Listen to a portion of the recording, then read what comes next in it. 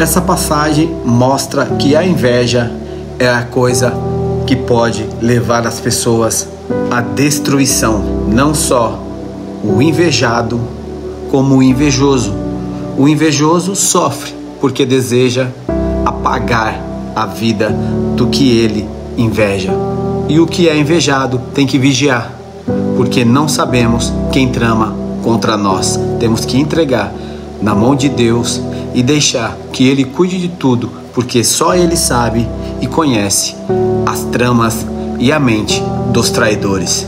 Aqui, em Atos dos Apóstolos, tomados de inveja, o sumo sacerdote e seus oficiais, que eram saduceus, prenderam os apóstolos e os colocaram numa prisão pública. Um anjo do Senhor, porém, veio durante a noite, abriu as portas do cárcere e os levou para fora. Vão ao templo e transmitam ao povo esta mensagem de vida, disse ele. Desse modo, ao amanhecer, os apóstolos entraram no templo, conforme havia sido instruídos, e sem demora começaram a ensinar. Mais tarde, o sumo sacerdote e seus oficiais chegaram, reuniram o conselho, isto é, toda a assembleia dos líderes de Israel, e mandaram buscar os apóstolos na prisão. Mas, quando os guardas do templo chegaram à prisão, os homens não estavam lá. Então voltaram e contaram: a prisão está bem trancada, com os guardas vigiando do lado de fora.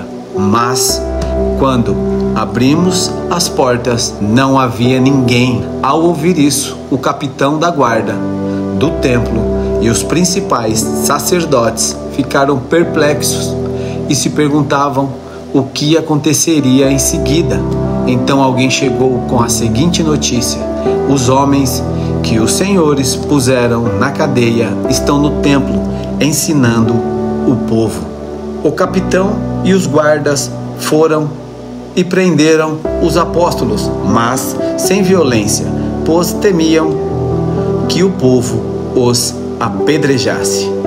Em seguida, levaram os apóstolos e os apresentaram ao conselho de líderes do povo, onde o sumo sacerdote os confrontou. Nós lhe ordenamos firmemente que nunca mais ensinassem em nome desse homem, disse ele. E mesmo assim, vocês encheram Jerusalém com esse seu ensino e querem nos responsabilizar pela morte dele. Pedro e os apóstolos responderam: devemos obedecer a Deus antes de qualquer autoridade humana.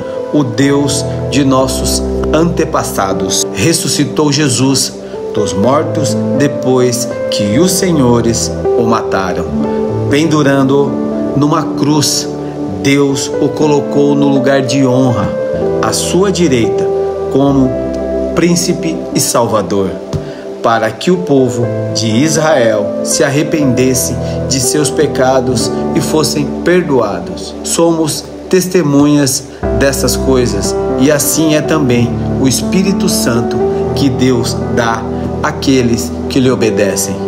Quando ouviram isso, os membros do conselho se enfureceram e decidiram matá-los.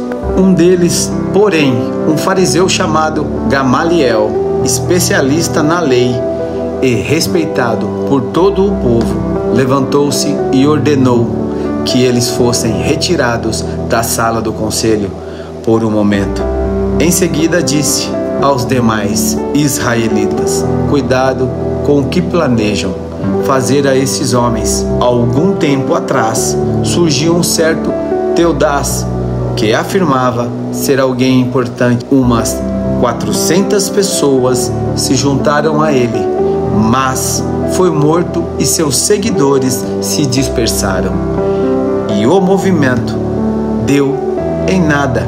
Depois dele, na época de censo, apareceu Judas da Galileia, que fez muitos seguidores. Ele também foi morto e seu grupo se dispersou.